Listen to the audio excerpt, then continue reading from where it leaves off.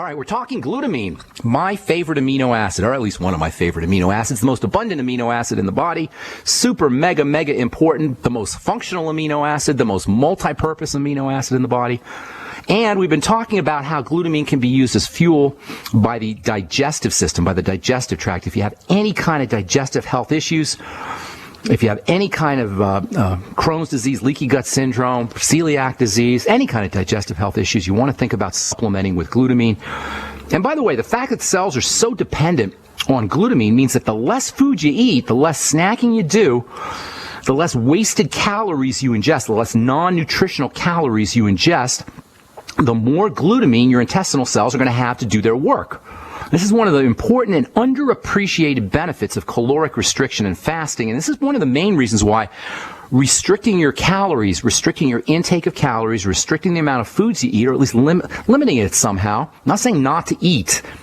I'm not saying to just avoid food entirely, but just restricting your the amount of calories, eating when you only feel hungry, fasting, periodically, intermittent fasting. This is one of the main reasons why these kinds of strategies have longevity benefits, why they can increase your lifespan and improve your overall health. Your body will spare nutrients like glutamine. It won't be using glutamine as much to process foods. Your intestinal cells, your enterocytes will have more glutamine to fight diseases, more glutamine for energizing and metabolic reactions, just more, and not just more glutamine, but more nutrients in general. It's one of the neatest things about fasting and caloric restriction that you don't hear people talking about, the fact that you will spare nutrients like glutamine. There's so much to talk about when it comes to the functionality and importance of glutamine. As I say, it is the most abundant amino acid. I'm not going to be able to give you an exhaustive or comprehensive listing of all the benefits this important supplement can provide for you, but we'll just cover some of the miscellaneous things in addition to digestive health benefits, anti-cancer benefits, immune system benefits, being a cell energizer and a primary source of energy for a primary source of fuel for enterocytes, and being a component of the body's master cancer fighter, glutathione. Glutamine is also important for the growth and the proliferation of white blood cells and other cells of the immune system. Just like it helps the cells of your digestive tract get fuel and energy, it helps the cells of the immune system get food and energy. And you'll want your immune system healthy, and you want your immune system to have everything it needs to do its work. Among the fastest growing cells of the body are cells of the immune system. And, by the way, cells of the developing embryo, cells of the fetus, are also fast-dividing and fast-growing cells. And as you might expect, these kinds of cells also use glutamine as a fuel source. Glutamine is made and processed in large amounts by what they call the placenta fetal unit. The placenta fetal unit is a combination of the placenta and the fetus, and this placenta fetal unit processes large amounts, goes through and burns and uses and metabolizes large amounts of glutamine, which is completely logical, not only because of glutamine's role as a fuel source for fast-dividing cells, but also because glutamine is one of, if not the most important building amino acids, and nothing exemplifies building more than what happens in a mom's body when she's developing and growing a fetus. A developing and growing fetus is burning through nitrogen and burning through glutamine and burning through nutrients really, really fast, and that means, mom, you want to be thinking about either supplementing with a little bit of glutamine or making sure you're using whey protein and getting your bone soup and other glutamine-containing foods. Also, because mom's glutamine levels are going to be shared between her own cells, and her fetus's cells, she could very likely end up with deficiencies. In other words, mom is now sharing her glutamine. She's got glutamine for two. So if she's not supplementing with glutamine, if mom is not making sure she's getting high protein foods, probably the fetus is going to get the glutamine more than the mom is going to get the glutamine. That means mom could very likely end up deficient in the super, super important amino acids. Moms who are developing a baby, growing a baby in their womb, have to make sure they're getting enough protein. Fats are important, zinc is important, vitamin A is important, but nothing is more important for a mom who's growing a baby, who's developing a baby, than a good source of protein, something like whey protein or egg protein. If you're a vegan or a vegetarian, it's a little bit tougher. Maybe some soy protein or bean protein if you can handle them from a digestive level. It's really tough for vegan moms and vegetarian moms to get the kind of growing nutrients, of growth-inducing nutrients that their fetus and their baby needs. Really tough. It can be done, but you got to really, really pay attention. Babies born from moms who have digestive problems are especially at risk here. That's because mom's digestive system has to be working really well to absorb glutamine and break up proteins. Remember, you need stomach acid, you need digestive enzymes, you got to make sure your intestinal lining is working correctly in order for amino acids and proteins to be broken down and those amino acids to be absorbed. That means if mom has Crohn's disease, celiac disease, any kind of intestinal problem, the fetus and the baby are going to be especially at risk. They can be low birth weight, they could be preemie, and remember, the fetal cells are also using glutamine for their work. We'll continue this when we come back from our break. I'm Pharmacist Ben. We'll be all right. We're talking glutamine, glutamine supplementation for moms who are developing a fetus. Mom needs to get enough glutamine for a couple of reasons. First of all, the fetus needs glutamine, and glutamine is passed through the placenta into the fetus, and that means mom's supplements and mom's protein foods, high protein foods, are going to get broken down. The glutamine is going to get passed into the fetus. Of course, this all means that this all requires that the digestive system is breaking down those proteins. That means you got to have stomach acid, you got to have digestive enzymes, and then you have to have the intestinal cells, the enterocytes, have to be healthy enough to absorb the glutamine. It's kind of like there's kind of a vicious circle that goes on here. If if a mom's intestinal cells are not absorbing glutamine, that means the intestinal cells will be weaker and they'll absorb even less glutamine. So you get this downward vicious spiral. The fetus also needs glutamine to do its work. Remember, the fetus is building, the fetus is growing, the fetus is detoxifying. There's all kinds of needs for the fetus, the baby in the womb, for glutamine. That means moms, make sure you're either supplementing with glutamine. That's probably the best thing to do. If you don't want to supplement, make sure you're eating high protein foods, especially if you have some kind of digestive problem, and then make sure that you're using digestive enzymes and apple cider vinegar, lecithin, pancreatin, there's all kinds of supplements that you could take to help yourself to improve your body's ability to absorb protein, especially proteases like you'll find in the ultimate enzymes. Glutamine supplements are also a good idea if mom is sick, if mom's recovering from surgery, if mom is an athlete, if mom's a bodybuilder. If mom is a bodybuilder or an athlete, weightlifter, and she's in the gym, she's doing yoga, and mom doesn't know about glutamine supplementation, the chances are pretty darn good that mom's glutamine stores are going to be low.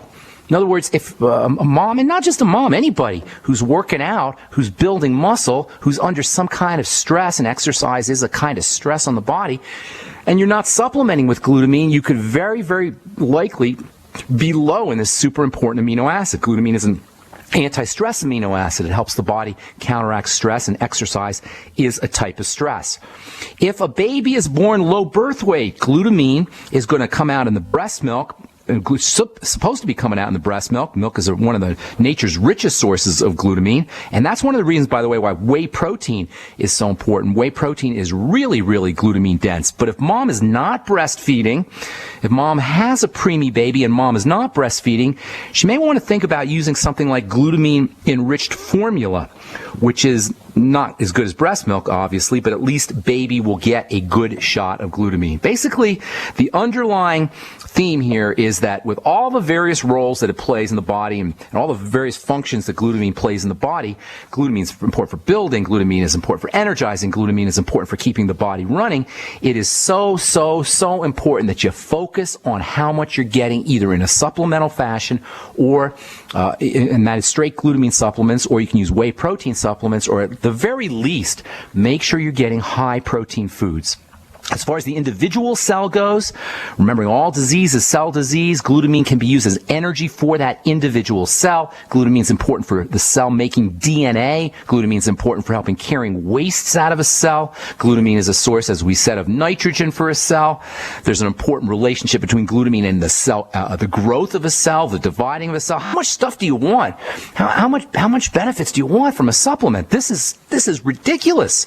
This is amazing, and a case could very well be made that glutamine is the most functional and the most important of all nutritional supplements. This ability that glutamine has to trigger cell division is based on the fact that glutamine has an ability to regulate water inside a cell. So it has to be plump, and it has to be moist, and it has to be hydrated in order for it to grow properly, in order for its enzymes to work correctly, in order for it to process chemicals, and in order for a cell to divide correctly. Many diseases, especially degenerative diseases and cancer itself, are caused by problems with cell division, and glutamine is a very protective supplement in that regard. Glutamine can help make sure that cells divide correctly, especially because of this relationship to DNA. If you don't have enough glutamine inside a cell is not going to be able to divide correctly.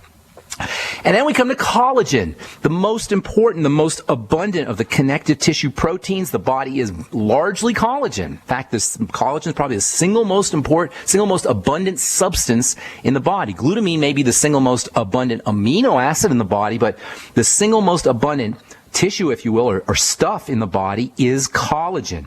Glutamine is fuel for cells to make collagen, especially cells called fibroblasts. Specifically, cells called fibroblasts. Those are the cells that make collagen. In the skincare world, the fibroblast is the superstar cell. Fibroblast means fiber. Fibro means fiber, and blast is like a factory. You always hear the word blast or the suffix blast at the end of a cell word or a cell name. Fibroblast is a cell that makes fiber. Myoblast is a cell that makes muscle.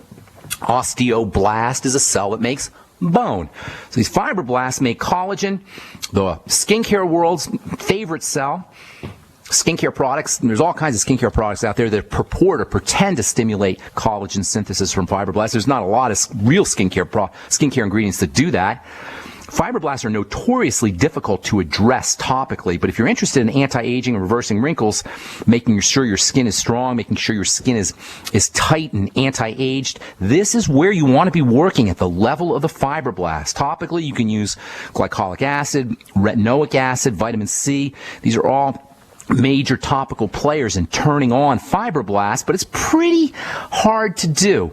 Vitamin C, alpha hydroxy acids, vitamin A, those are pretty much the only three ingredients that you could use topically to stimulate collagen synthesis. I call them the big three skincare ingredients. There may be a couple other ones. Peptides like matrixyl, which we've talked about in the past, might be able to pull it off, accelerate the production of collagen. But the best way to turn on your fibroblasts is internally, using nutrition, using supplements, keeping your intake of inflammatory foods, sugar foods, refined and processed foods, keeping your intake of these kinds of foods low, correcting digestive issues, stabilizing blood sugar. These are all great ways and important ways to help protect the fibroblasts and improve collagen synthesis, keep wrinkles away, keep your bones strong, because fibroblasts make collagen for bones and connective tissue in general. Vitamin C is the single most important nutritional supplement that you could take for helping the fibroblasts make collagen. Essential fatty acids are important.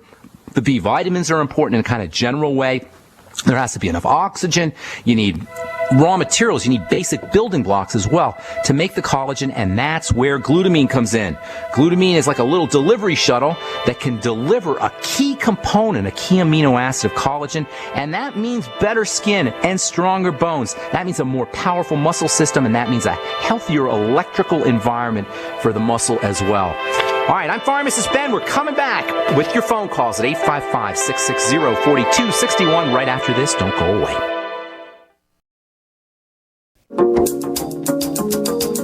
All right, we're back on the bright side. I am Pharmacist Ben. We'll wind down our talk about glutamine tomorrow. Last thing I want to say today is think about it for your skin. Think about it for connective tissue in general. The body is largely made up of connective tissue. And this is so important when it comes to anti-aging. You know, when we think about the aging process, we really don't think about this idea of connective tissue building. But it's so important. Now, that shriveled look that we get when we're older and the visible signs of skin aging, these are connective tissue problems. And understanding the distinction between connective tissue and the rest of the body, the other types of tissue in the body, is really, really important if you're going to exploit the body's ability to recover and grow and what they call remodel this connective tissue. Remodeling is the process where connective tissue is broken up and then rebuilt and broken up and rebuilt. And as we get older, the remodeling process slows down. It's very dependent on protein and other nutrients. It's very dependent on glutamine as well. We will continue this discussion tomorrow as we continue talking, as we finish up talking about glutamine, and then we'll move on to other strategies for building glutathione, the master cancer fighter, the master antioxidant, the master detoxifier in the human body. All right, our number is 855-660-4261. I'm Pharmacist Ben. You're listening to The Bright Side. Tony in Texas, welcome. What's going on, bro? Hey, Doc, I live in Austin, and the cedar is really bad here. And, for this year, it's worse than it's been forever, I think. And a lot of people I know are getting steroid shots because their medications aren't working. It's either cortisone or steroid or something like that. And I'm at the point where I'm suffering so much, I'm thinking about getting something like that. I've never had anything like that. What are the side effects, and are there any alternatives? Well, for steroids? Yeah, well, I mean, to something to combat the cedar fever. It's just basically pollen in your eyes and nose and throat. I heard about it in Austin. I heard about that. It's pretty bad, and there are allergic reactions that occur. The best thing you can do for allergic reactions, believe it or not, is the exact opposite of what the doctors in the medical model will do, and that's build your immune system, strengthen your immune system. When you have cedar allergy or any kind of allergy, what you're having is an immune system response. That means a defensive response. Your body's trying to protect you. So all those the signs of allergies like watery eyes and a runny nose and a stuffy head, all of those are signs that fluid is beginning to leak inside your head in response to this attack from the cedar pollen. So you say, what's up with fluid and mucus and runny nose and congested head? Why would that be? Why, Tony, let me ask you something. You're a lay person, I take it. You're not a medical professional. What do you think? Why would the body respond to some kind of allergen or some kind of attack on the body? Why would the body's response be fluidization, the secretion of fluids and mucus? What do you suppose the reason for that is? Is it an accident? Is it a mistake? Did God make a mistake? Did the divine force make a mistake? Or do you think there's a purpose for it? And if you do, I'm going to turn the tables here and ask you a question. What do you think the purpose would be? Well, the way I understand it, it's not a weak immune system. It's basically an overstimulation of the immune system. The immune system is overreacting to whatever it is, whether it's ragweed or in this case, cedar. Well, no, hang on. That's not what I'm asking you. In your opinion, and I'm just curious to know what you as a layperson think.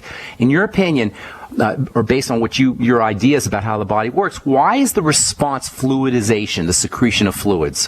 Why would that be the response? Why wouldn't it be a drying up, for example? Maybe I'm dehydrated. No. The fluidization in response to an allergic attack is one of the ways the body flushes things out.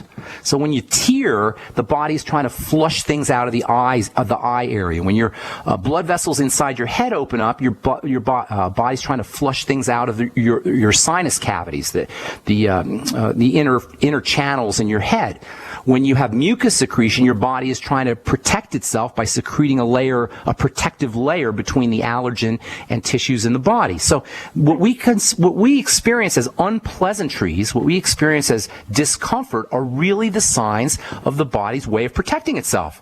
We don't want to suppress that, ever. The dumbest thing that a doctor or the medical model could ever do, I don't want to say doctors, we'll call it the medical model, is suppress this activity. It's the body's protective mechanism.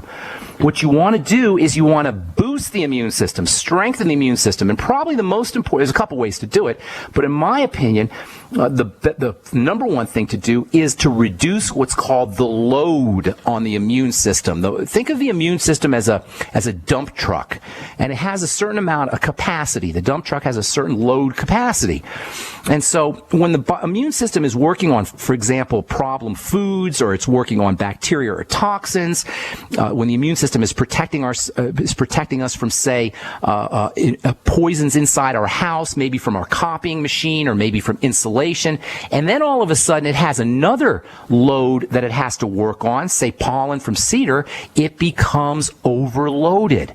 And so one of the most important strategies for dealing with cedar pollen or any seasonal pollen is to reduce the load on the digestive system, the other work it has to do. You can't stop the pollen, you can't stop the cedar, but if you have other immune loads, if you have other things that you're doing that are overloading the immune system, those things you do have control over. So first and foremost, the largest component by far of the immune system is the digestive system, and as weird as it sounds, the best thing you could do is protect your digestive system from, or support the immune system in the digestive tract, and that means using probiotics especially. In fact, that's my number one digestive supplement for dealing with these seasonal allergies is a good probiotic supplement like the Biolumin Nightly Essence. That's number one. Secondly, vitamin C is probably the most important of the immune vitamins. I would be doing high doses of vitamin C, anywhere from 1,000 to 5,000 milligrams a day. Don't do it too quick. You never want to drink your vitamin C too quickly because you could end up with some bloating or gas or diarrhea or some digestive problems as you get a big hit of vitamin C. So kind of sip on the vitamin C, and of course you'll get a bunch of vitamin C in the Beyond Tangy Tangerine product. There's other very, very important immune system boosting nutrients. Vitamin A is really important. In fact, zinc and vitamin A work together to help boost immunity, maybe 50 milligrams of zinc picolinate a day and 20,000 international units of vitamin A a day. Don't forget about magnesium, really, really important for the immune system.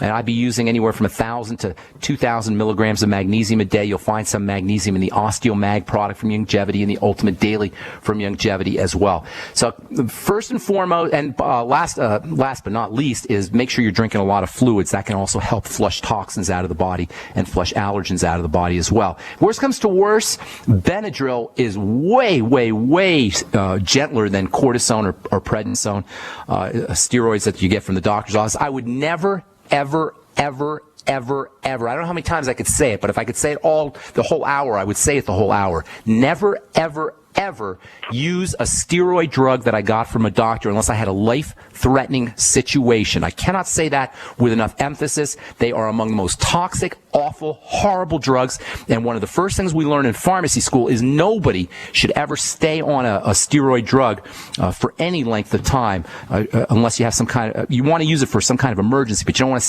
stay on a steroid drug for a long period of time. Now, I'm not saying that you would be doing that, but a lot of folks are. A lot of folks who have immune diseases are just on prednisone for years, and it's an awful, awful drug. One of the most pro-aging, breakdown-inducing, wrinkle-causing, immune system-suppressing drugs ever, and yet you still have medical professionals who feel like they can dispense it as if it was just aspirin or an antihistamine. Use Benadryl if you want to use a prescription drug. Focus on the digestive system.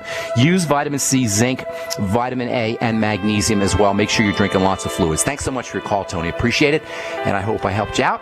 All right, we're going to come back with more of your phone calls. I'm Pharmacist Ben. You're listening to The Bright Side on the Genesis Communication Network. We'll be back after this.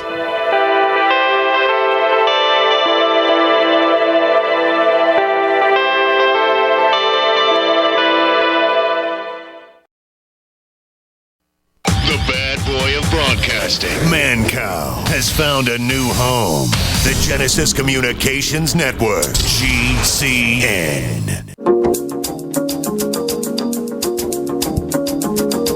All right, we're back on The Bright Side. I am Pharmacist Ben.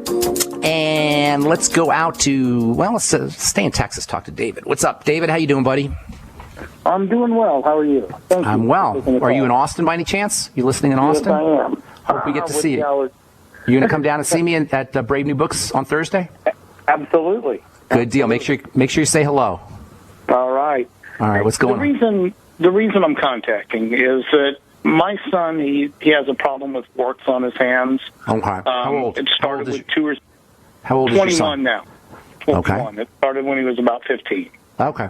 Here's the deal. He doesn't just have warts on his hand, and that's what your job or his job really his job, is going to be to find other symptoms that he can address. Now, you can take care of the warts by zapping them. You can use colloidal silver. There's a lot of things you could do to take care of the warts. But you want to figure out, why is the immune system not taking care of its business? Why is your immune system, or your son's immune system, not doing its job? And you'll find more than likely it's overloaded, as we were talking with our last caller. So this idea of load is so important. When the immune system is overloaded, things like warts and allergy symptoms will show up. Warts are caused by a virus. That virus is always around, but not everybody gets warts. He'll only get warts when his immune system is suppressed or overloaded or weakened in some fashion. That means, number one, all warts are like a good thing in a way. They're like a barometer. They're like a window into the immune system, and you can actually see what's happening. So once you take care of the warts, you'll know that you've taken care of the immune system. You've boosted the immune system. So first and foremost, the bulk of the immune system, while there's some immune cells in the skin, obviously, the bulk of the immune system is in the digestive tract. And as we were talking with Tony earlier, you got to focus on the digestive system whenever there is any immune response, whether it's warts or whether it's a runny nose or whether it's any kind of inflammation, whatever. If you got an immune response, the bulk of your immune system is in the digestive tract. Focus there. Now, you'll probably find that he knows he's got some kind of digestive thing going on, bloating or gas or something along those lines. Focus on problem foods and then eliminate those foods. Probiotics are a must-have. Fermented foods and probiotics are must-have for all immune issues because of the digestive connection. For all digestive issues, too. That goes without saying. Get on the Biolumin Nightly. Acidophilus and such. I like the Biolumin Nightly Essence because it's a well-rounded probiotic. But in addition to the Biolumin Nightly Essence, make sure he's using kefir and miso and tempeh and kimchi and fermented beets and whatever kind of fermented foods he can get to upregulate his or improve digestive function at the probiotic level. Vitamin C is always important for the immune system. In fact, that's probably vitamin C and vitamin A are the two most important immune vitamins. Maybe 1,000 to 5,000 milligrams of vitamin C a day. And then also 20,000 international units of vitamin A a day. Zinc is the most important mineral for the immune system. 50 milligrams of zinc a day. And as I've said so many times, and we just said to Tony, zinc and vitamin A work together. Magnesium also very important for the immune system. Maybe 1,000 milligrams to 2,000 milligrams of magnesium a day. Look for the osteomag. And then the OPC selenium, very antiviral. It's important for the immune system in general. It's important for glutathione. And so I'd be using maybe 200 to 400 micrograms of the OPC selenium. And then speaking of glutathione building strategies, especially glutamine. And if he's a weightlifter, he's an athlete. Is he an athlete or doing any exercise or anything like that, David? But I wouldn't, yeah. Is he working out a lot or anything like that? No, he works out maybe a couple days a week. Okay, good. So he's not like a gym rat or anything like that. I was going to say if he is a gym rat, then he could be depleting his stores of glutamine, and that could be a problem. But probably not so much of an issue for him. Whey protein wouldn't hurt, and then maybe a gram of glutamine powder along with it. And last but not least, I love N-acetylcysteine for all immune health issues. We'll be talking about N-acetylcysteine. It's a major component of glutathione. 100 to 300 or 400 milligrams a day of NAC can be helpful for all immune boosting all immune boosting needs for helping support immune health. All right, David? Okay. Got to move on. Thanks. I hope I see you on Thursday. Thanks so much for your call, bro. All right, Sam in Pennsylvania, welcome to the bright side. What's going on, my man? Hey, man. How are you, bud? Doing good. How you doing? All right. Thanks, man. Had a question. How do you feel about, or what do you know about the difference between intermittent fasting like every other day, versus what your good friend was on the call a couple of times. Tabidi when he's doing 2 weeks in a row, right? Here's the deal with intermittent fasting. You want to surprise the body. And I like intermittent fasting. I know Tabidi does long-term fast. He just likes the high that you get off of fasting, and you do get a kind of high when you fast. It's one of the neat things about fasting is your brain will secrete intoxicating chemicals, not in a bad way, but just in a good way. And that's one of the body's mechanisms for making sure you have the wherewithal to go out and find food. In fact, drug companies are actually looking into some of these brain chemicals that are secreted when we fast. They're called orexins, O-R-E-X-I-N-S, and these orexins give you energy, and they make you feel happy, and they make you feel strong and vital. And I think Tabidi might be kind of like that. I don't want to say he's addicted to it, but he likes that. And a lot of people who fast like that. But as far as bodybuilding goes, as far as building tissue, building muscle, supporting the immune system goes, it's the intermittency that you're looking for. You want to surprise the body. You don't want the body to be able to predict when a fast is going to happen, so it never knows when. See, when we fast, the body thinks it's a famine, and you want the body to not know when there's going to be a famine happening, to be surprised, and that way it has to always be ready, and that's when you get your maximum building of tissue, so the body is always prepared. If it knows when there's a fast coming, if you fast predictably for the body doesn't have to build as much. It can kind of slow down the metabolism a little bit, and that's not what you're looking for. What you're looking for is a building response, and that is a function of the intermittency, the surprise factor. So if you're going to fast every other day, don't do it in a routine. Just do it once in a while, or do Mondays and Tuesdays and then skip Wednesdays, or maybe do Monday, Tuesday, Wednesday the next week and then skip Thursday. Kind of figure out a way to surprise the body. Don't give the body a routine. Give the body, make sure the fasting is happening in an intermittent fashion so your body doesn't know when to expect the fast or when to expect the lack of foods coming in, and it will just be prepared at all times, and that's what you're looking for. Did I explain that well, Sam? I think I feel I was a little bit awkward. That's great, because I've been doing that. I started doing that about since the beginning of the year, every other day fasting, and it's pretty awesome. Isn't it awesome? Are you noticing that you feel high on the days that you fast, like kind of just feel really good?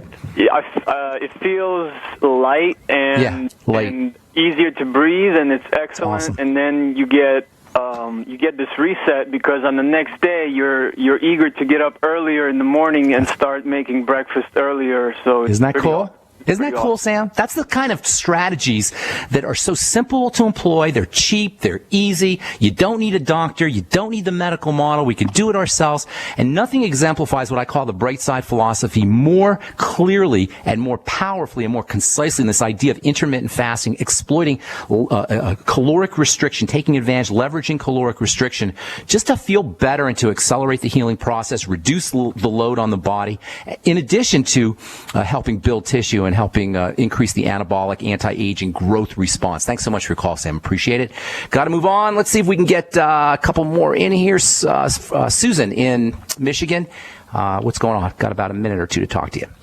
Hi, Pharmacist Ben. I've talked to you before. I don't have adrenal glands, so what would you suggest instead of doing steroids every day? Don't. Your adrenal glands are your stress management glands. You have to love your body, nurture your body, tell your body it's safe, and there's lots of ways to do it. The general concept is you need to tell the body it's safe. Now, how do you tell the body it's safe? Well, you can actually talk to your body. Just talking to your body will have some benefit, telling your body it's safe. But what you really want to do is tell your body it's safe with oxygen, number one, because that's the biggest survival threat, is oxygen, a lack of oxygen. So make sure you're breathing slowly and correctly. You should be really, really paying attention to your breathing techniques. Everybody should be, but especially you, Susan. Get the BioBreathing app or My Calm Beat app on your smartphone and do it every day. You also want to make sure you're using enough Celtic sea salt. The adrenal glands regulate salt. You may start to experience some potassium problems or sodium problems, magnesium problems, salt problems in general. I've been using Celtic sea salt. Vitamin C is very, very important. It's the anti-stress vitamin, and the adrenal glands use a lot of vitamin C. Without adrenal glands, you may have to just make sure that you're taking enough vitamin C for their anti-stress benefits. Make sure you're using all your liquid nutrients. Your liquid nutrients are your anti-stress nutrients, and that means vitamin C and the B complex and the electrolytes. Of course, you know the best source of all of those liquid nutrients is the Beyond Tangy Tangerine. I would be sipping on it all day long. And then make sure you don't put any extra burden on your body. Don't put any extra work on your body, or don't give your body any extra work to do. Eat far less food. Only eat when it's absolutely necessary, when you're feeling really hungry. Notice the difference between foods, between eating for hunger, eating when you need it, and just eating socially or eating emotionally. That's probably the single most important thing to do, because you want to keep your blood sugar stable. The adrenal glands pick up the slack when your blood sugar drops, and you don't want your blood sugar to drop precipitously, so that you would have to have some kind of adrenal gland support, because you don't have adrenal glands. And in large part, that's why they're giving you steroids, is to control that high blood sugar, low blood sugar roller coaster. Keeping your blood sugar stable will be very important, Susan. Making sure you stay away from refined sugars, and make sure you're using whey protein on a regular basis. All protein, really, but especially whey protein. All right, there's so much more to talk about, Susan. That was not comprehensive, but that should give you a bunch of ideas, a good place to start. All right, if I left you on hold again, I am so sorry. I apologize. Try to call back tomorrow. We'll get you first up. I'm Pharmacist Ben. Thanks so much for listening, folks. We We will talk to y'all later. Have a wonderful, beautiful day. Bye for now.